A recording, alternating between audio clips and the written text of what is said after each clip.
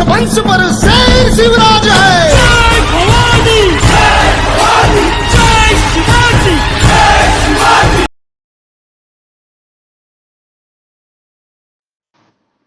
క్రైస్తవ ఆచారాల ప్రకారం ఒక వ్యక్తి క్రైస్తవుడుగా ఏ విధంగా నిర్ణయిస్తారు?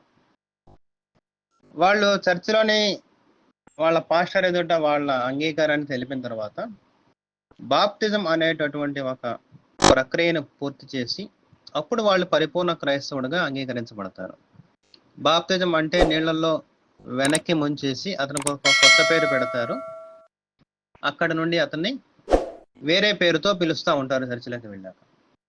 అయితే ఇలా మారిన వాళ్ళందరూ కూడా రెండు పేర్లతో తిరుగుతూ ఉంటారు. ప్రభుత్వ రికార్డుల్లోనూ, స్కూల్ రికార్డుల్లోనూ, కాలేజీ రికార్డుల్లోనూ, బయట వ్యవహారిక ప్రాంతాల్లోనూ వాళ్ళ హిందూ పేరు, హిందూ క్యాస్ట్ సర్టిఫికేట్. చర్చిలోకి వెడితే మాత్రము బాప్తిజం తీసుకున్న పేరుతో వాళ్ళు వ్యవహరింపబడతారు. ఇది దొంగ బతుకు. సాక్షాత్తు వాళ్ళ యేసు ప్రభువు చెప్పాడు కదా, ఎక్కడా దొంగతనం చేయకూడదు, ఎవరిని మోసం చేయకూడదు, ఎవరి ఆస్తి ఎవరి సంపదలు ఆశించకూడదు అని చెప్పేసి. మరి వాళ్ళు ఇప్పుడు అదే కదా చేస్తుంది. ప్రభుత్వాన్ని మోసం చేస్తూ హిందువులకి రావాల్సినటువంటి సొమ్ముల్ని రిజర్వేషన్, హిందూ రిజర్వేషన్ పేరుతో వాళ్ళు తింటూ దొంగ బతుకు బతుకుతున్నారు. వాళ్ళు నమ్మినటువంటి క్రైస్తవ్యాన్ని వాళ్ళు గర్వంగా బహిర్గత పరచలేకపోతున్నారు. ప్రభుత్వం ఎదుట కానీ, ప్రభుత్వ అధికారుల ముందు కానీ. అక్కడ కూడా వాళ్ళు హిందూ సర్టిఫికెట్ వాడుకుంటూ దొంగ బతుకు బతుకుతున్నారు కదా. మన భారతదేశంలో ఈ క్రైస్తవులందరూ కూడా హిందూ సర్టిఫికెట్ తిరుగుతూ ఉంటారు.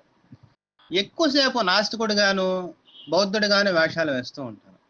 ఇక రాజకీయాల్లోకి వచ్చేస్తే కమ్యూనిస్టు సిద్ధాంతాలతో సమాజంలో గొప్ప మానవతావాదులుగా, సేవాభావం గలవాళ్ళుగా, శాంతి దూతలుగా చాలా రంగులు మారుస్తూ ఉంటారు ఓసరవెల్లిలాగా.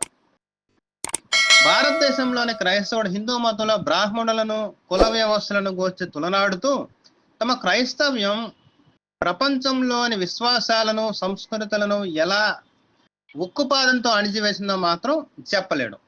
బ్రిటిషర్లు వాళ్లే కదండి. బ్రిటిషర్లు ఆక్రమించినటువంటి దేశం అంటూ ఏదీ లేదు. ప్రపంచంలోని అన్ని దేశాలు బ్రిటిష్ వారి ఆక్రమణకు గురి కాబడి వారి సంస్కృతిని కోల్పోయాయి. ఇవన్నీ కూడా ఇప్పుడు క్రైస్తవులు చెప్తారా? ఏమన్నంటే మా నిజమైన దేవుడు ప్రపంచమంతటా వ్యాప్తి చెంది ఉన్నాడు అని అంటారు. కానీ ఆ క్రైస్తవాన్ని ఏ విధంగా అన్ని దేశాలలో అక్కడ జనాల మీద చొప్పించారు, అక్కడ సంస్కృతిని ఎలా నాశనం చేశారు అని మాత్రం చెప్పరు. ఇంకోటి చూద్దామండి, మన భారతదేశంలో క్రైస్తవులు అనేక రకాలు. ఇదేంటి క్రైస్తవుల్లో అనేక రకాలు అంటున్నారు ఏంటి అంటారా? ఉన్నారండోయ్. మాల క్రైస్తవులు, మాదిగ క్రైస్తవులు, కమ్మ క్రైస్తవులు, కాపు క్రైస్తవులు, ఇలాగా రెడ్డి క్రైస్తవులు. ఒక్కొక్కళ్ళకి ఒక్కో చర్చ, ఒక్కో జాతికి ఒక్కో చర్చి, ఒక్కో కులానికి ఒక్కో చర్చ.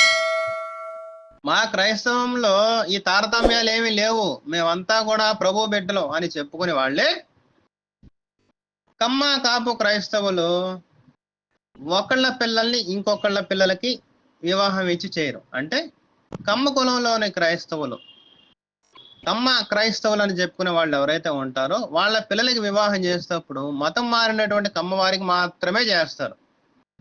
అదేవిధంగా మాల క్రైస్తవుల అమ్మాయిని మాది క్రైస్తవులకి ఎవరు, మాదిగ క్రైస్తవుల అమ్మాయిని మాల క్రైస్తవుల అబ్బాయి చేసుకోరు. ఇదంతా ఒక ఎత్తు అయితే రోమన్ క్యాథలిక్లు, ప్రొటెస్టెంట్లు, బాప్టిస్టులు, లూథరన్లు, పెంతెకోస్తులు, Quakers, seventh day Advent church వాళ్ళు, ఈస్టర్న్ ఆర్థోడాక్స్ వాళ్ళు, రోమన్ క్యాథలిక్స్, ఇలా చరిత్రలో చాలా ఉన్నాయి.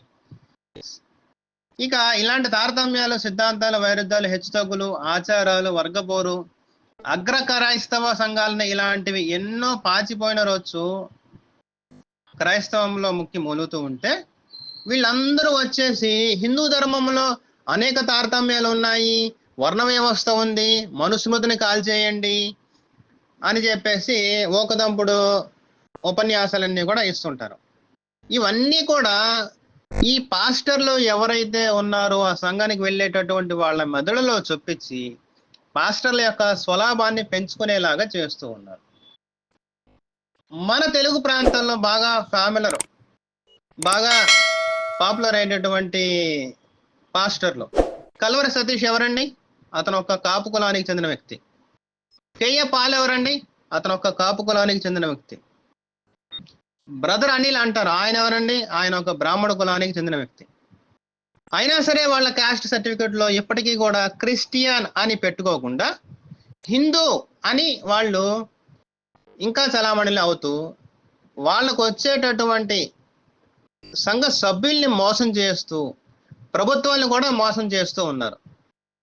క్రైస్తవంలో తారతమ్యాలు లేవు, అందరూ సమానం అని ఎవరైనా మీతో ప్రస్తావిస్తే ఇటువంటి విషయాలన్నీ చెప్పి వాళ్ళ నోరు మోపించండి.